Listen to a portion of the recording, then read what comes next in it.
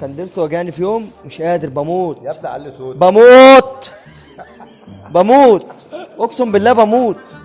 فالمهم ايه اتصلت ببسكاوي قلت له ما تحجز لي عندك في الهنيدي والكلام ده. قال لي تعالى ده دكتور حبيبي ده هيخدمني عايز يخدمني وقال ايه وهيظبطك. قلت له خلاص ماشي يا بسكاوي احجز لي.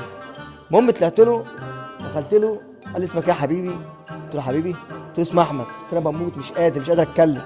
فقال لي خلاص ماشي اقعد يا احمد انت عايز تعمل ايه؟ قلت له انا كان ضرسي بقى ضرسي موتني اليمين فاهم موتني بقى مش قادر اخد نفس. فبيقول لي ايه انت هتعمل ايه؟ قلت له يعني هو في حشو؟ قال لي اه بس انزل اعمل اشاعه. قلت له خلاص ماشي. قلت هعمل اشاعه وانا كنت رايح بقى مش عامل حسابي فاهم. المهم كان معايا 70 جنيه. فالمهم ايه رايح نزلت عملت اشاعه. قال لي اه ينفع ان انت تحشي. فطلعت فوق فقلت له خلاص انا هحشي يا دكتور. قال لي ماشي يا حبيبي. فالمهم قلت له بقول لك هو الحشو هنا بيطلب يعني بيبدا من كام لكام؟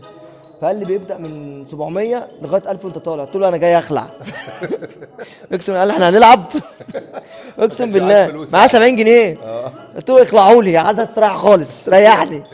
فالمهم قال لي خلاص ماشي اداني البنج وقال لي 10 دقايق وهند عليك وتجيلي. فقلت له خلاص ماشي. فطلعت قعدت بره بعد كده قال لي يا احمد اتفضل دخلت. فالمهم المفروض اخلع لي هنا انا يعني ضرسي خلاص انا واخد البنج هنا.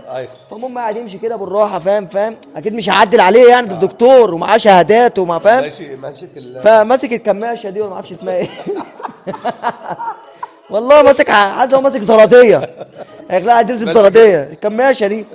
المهم ماشي كده بالراحه. فخلاص قلت عايز اقول له هنا. قال لي اسكت. قلت له خلاص ماشي. جه ده كان متلخلخ اصلا يعني ده مش وجاني ومتلكه كان متلخلخ ممكن ممكن اشيله بايدي اصلا مش محتاج اشيله بكماشه. فالمهم ايه راح مشي كده راح مسك ده ديب. قلت شال الضرس شايل الضرس السليم. شال الضرس السليم واللي بيموتني سابه. قلت له بموت. قال لي بس قلت له قطن. قلت له ده. قال لي ده طب اهو.